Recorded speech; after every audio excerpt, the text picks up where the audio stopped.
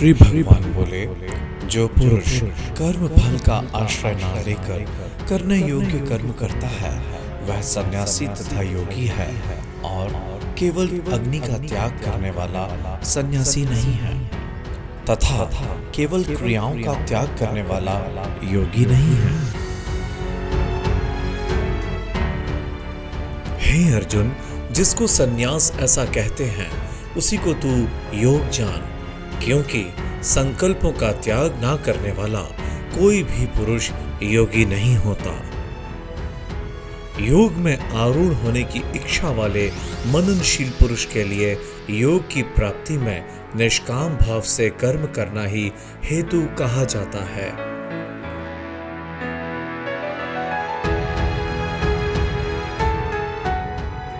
और योगारूढ़ हो जाने पर उस योगारूढ़ पुरुष का जो सर्व संकल्पों का अभाव है वही कल्याण में हेतु कहा जाता है। जिस काल में ना तो इंद्रियों के भोगों में और ना कर्मों में ही आसक्त होता है, उस काल में सर्व संकल्पों का त्यागी पुरुष योगारूढ़ कहा जाता है। अपने द्वारा अपना संसार समुद्र से उद्धार करे और अपने को अधोगति में ना डाले, क्योंकि यह मनुष्य आप ही तो अपना मित्र है और आप ही अपना शत्रु है।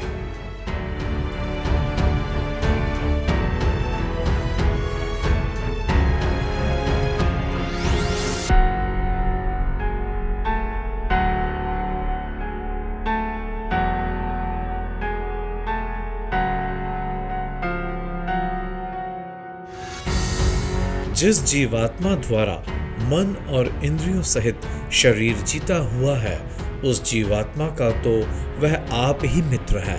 और जिसके द्वारा मन तथा इंद्रियों सहित शरीर नहीं जीता गया है, उसके लिए वह आप ही शत्रु के सदृश शत्रुता में बरतता है।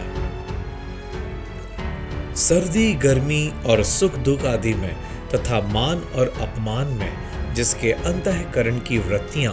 भलीभांति शांत हैं, ऐसे स्वाधीन आत्मा वाले पुरुष के ज्ञान में सच्चिदानंद घन परमात्मा सम्यक प्रकार से स्थित है, अर्थात उसके ज्ञान में परमात्मा के सिवा अन्य कुछ है ही नहीं।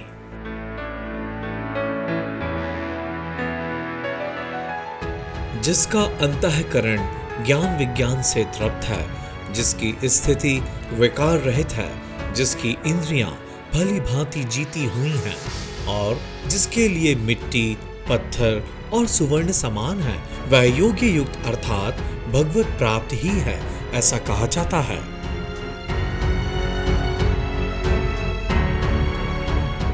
सुहृद मित्र वैरी उदासीन मध्यस्थ द्वेष्य और बंधु गणों में धर्मात्माओं में और पापियों में भी समान भाव रखने वाला अत्यंत श्रेष्ठ है।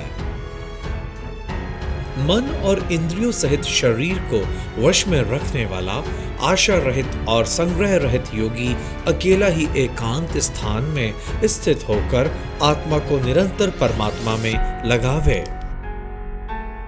शुद्ध भूमि में जिसके ऊपर क्रमशः कुशा मृगशाला और वस्त्र बिछे हुए हैं, जो ना बहुत ऊंचा है और ना बहुत नीचा, ऐसे अपने आसन को स्थिर स्थापन करके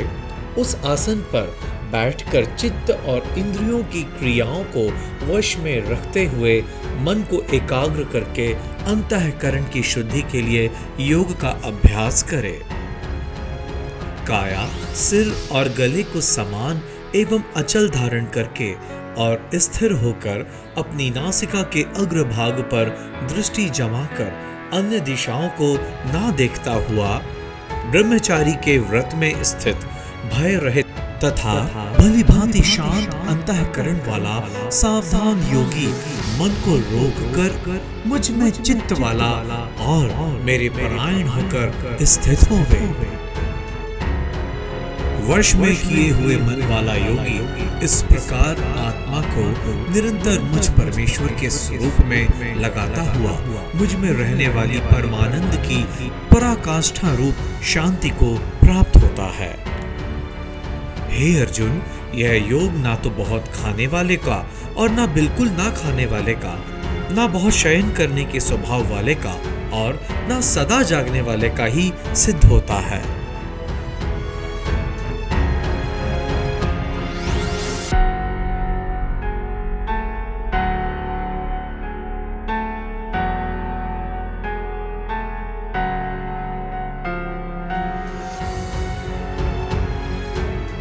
दुखों का नाश करने वाला योग तो यथा योग्य आहार विहार करने वाले का, कर्मों में यथा योग्य चेष्टा करने वाले का और यथा योग्य सोने तथा जागने वाले का ही सिद्ध होता है।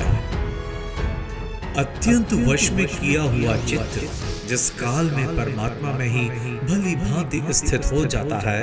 उस काल में संपूर्ण भोगों से इस प्रहार रहित पुरुष योग युक्त है, ऐसा कहा जाता है। जिस प्रकार वायु रहित स्थान में स्थित दीपक चलायमान नहीं होता, वैसी ही उपमा परमात्मा के ध्यान में लगे हुए योगी के जीते हुए चित्त की कही गई है।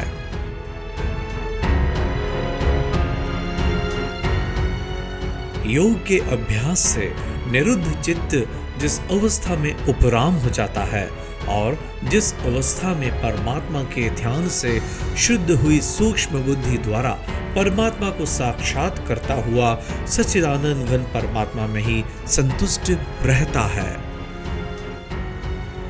इंद्रियों से अतीत केवल शुद्ध हुई सूक्ष्म बुद्धि द्वारा ग्रहण करने योग्य जो अनंत आनंद है, उसको जिस अवस्था में अनुभव करता है और जिस अवस्था में स्थित यह योगी परमात्मा के स्वरूप से विचलित होता ही नहीं।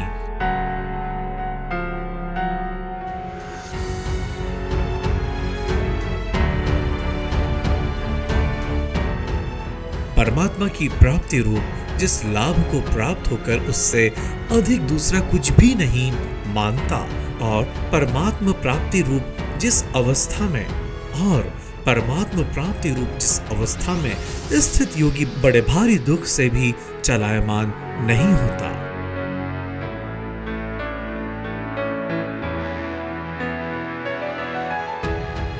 जो दुख रूप संसार के संयोग से रहित है तथा जिसका नाम योग है, उसको जानना चाहिए। वह योग न उकताए हुए अर्थात धैर्य और उत्साह युक्त चित्त से निश्चय पूर्वक करना कर्तव्य है। संकल्प से उत्पन्न होने वाली संपूर्ण कामनाओं को निशेष रूप से त्याग कर और मन के द्वारा इंद्रियों के समुदाय को सभी ओर से भलीभांति रोककर क्रम क्रम से अभ्यास करता हुआ उपरति को प्राप्त हो तथा धैर्य युक्त बुद्धि के द्वारा मन को परमात्मा में स्थित करके परमात्मा के सिवा और कुछ भी चिंतन ना करे। यह स्थिर ना रहने वाला और चंचल मन जिस शब्दादि विषय के निमित्त से संसार में विचरता है, उस विषय से रोककर यानी हटाकर इसे बार बार परमात्मा में ही निरुद्ध करे। क्योंकि जिसका मन भली प्रकार शांत है, जो पाप से रहित है और जिसका रजोगुण शांत हो गया है, ऐसे इस सच्चिदानंद घन ब्रह्म के साथ एक ही भाव हुए योगी को उत्तम आनंद प्राप्त होता है। वह पाप रहित योगी इस प्रकार निरंतर आत्मा को परमात्मा में लगाता हुआ सुख पूर्वक पर ब्रह्म परमात्मा की प्राप्ति रूप अनंत आनंद का अनुभव करता है। सर्वव्यापी अनंत चेतन में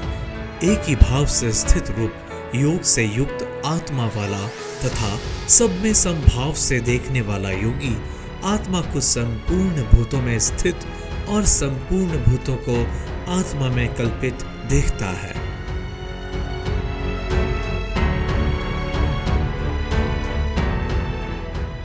जो पुरुष संपूर्ण भूतों में सबके आत्म रूप मुझ वासुदेव को ही व्यापक देखता है और संपूर्ण भूतों को मुझ वासुदेव के अंतर्गत देखता है, उसके लिए मैं अदृश्य नहीं होता और वह मेरे लिए अदृश्य नहीं होता। जो पुरुष एक ही भाव में स्थित होकर संपूर्ण भूतों में आत्म रूप से स्थित मुझ सच्चिदानंद घन वासुदेव को भजता है, वह योगी सब प्रकार से बरतता हुआ भी मुझ में ही बरतता है। हे अर्जुन, जो योगी अपनी भांति संपूर्ण भूतों में सम देखता है और सुख अथवा दुख को भी सब में सम देखता है, वह योगी परम श्रेष्ठ माना गया है।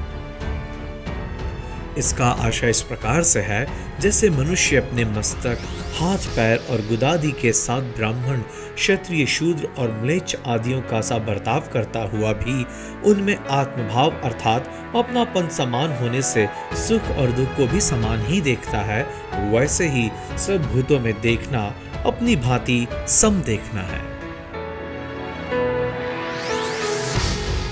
अर्जुन बोले, हे मधुसूदन, जो यह योग आपने संभाव से कहा है, मन के चंचल होने से मैं इसकी नित्य स्थिति को नहीं देखता हूँ, क्योंकि हे श्री कृष्ण, यह मन बड़ा चंचल प्रमथन स्वभाव वाला, बड़ा दृढ़ और बलवान है, इसलिए उसका वश में करना मैं वायु को रोकने की भांति अत्यंत दुष्कर मानता हूँ। श्री भगवान बोले, हे महाबाहो, निसंदेह मन चंचल और कठिनता से वश में होने वाला है, परंतु हे कुंती पुत्र अर्जुन, यह अभ्यास और वैराग्य से वश में होता है। जिसका मन वश में किया हुआ नहीं है, ऐसे पुरुष द्वारा योग दुष्प्राप्य है, और वश में किए हुए मन वाले प्रयत्नशील पुरुष द्वारा साधन से उसका प्राप्त होना सहज ही है। यह मेरा मत है।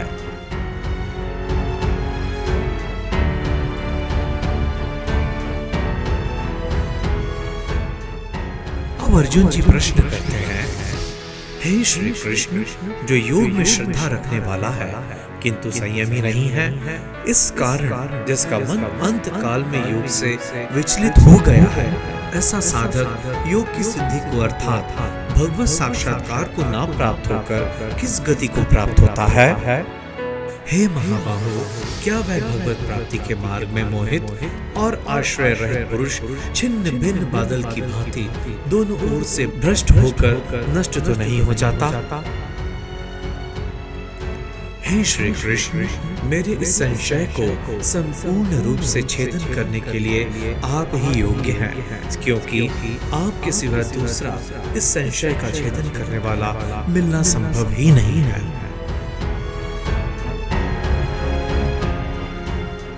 श्री भगवान बोले, हे पार्थ, उस पुरुष का ना तो इस लोक में नाश होता है और ना परलोक में, क्योंकि हे प्यारे, आत्मोद्धार के लिए, भगवत प्राप्ति के लिए कर्म करने वाला कोई भी मनुष्य दुर्गति को प्राप्त नहीं होता। योग भ्रष्ट पुरुष पुण्यवानों के लोकों को अर्थात स्वर्ग आदि उत्तम लोकों को प्राप्त होकर उनमें बहुत वर्षों तक निवास करके फिर शुद्ध आचरण वाले श्रीमान पुरुषों के घर में जन्म ले लेता है, अथवा वैराग्यवान पुरुष उन लोकों में ना जाकर ज्ञानवान योगियों के ही कुल में जन्म लेता है। परंतु इस प्रकार का जो यह जन्म है, सो संसार में निसंदेह अत्यंत दुर्लभ है। वहाँ उस पहले शरीर में संग्रह किए हुए बुद्धि संयोग को अर्थात समबुद्धि रूप योग के संस्कारों को अनायास ही प्राप्त हो जाता है, और हे कुरुनंदन, उसके प्रभाव से वह फिर परमात्मा की प्राप्ति रूप सिद्धि के लिए पहले से भी बढ़कर प्रयत्न करता है। वह श्रीमानों के घर में जन्म लेने वाला, या वह शब्द से श्रीमानों के घर में जन्म लेने वाला योग भ्रष्ट पुरुष समझना चाहिए। वह योग भ्रष्ट पुरुष श्रीमानों के घर में जन्म लेने वाला योग भ्रष्ट पराधीन हुआ भी उस पहले के अभ्यास से ही निसंदेह भगवान की ओर आकर्षित किया जाता है, तथा समबुद्धि रूप योग का जिज्ञासु भी वेद में कहे हुए सकाम कर्म के फल को उल्लंघन कर जाता है। परंतु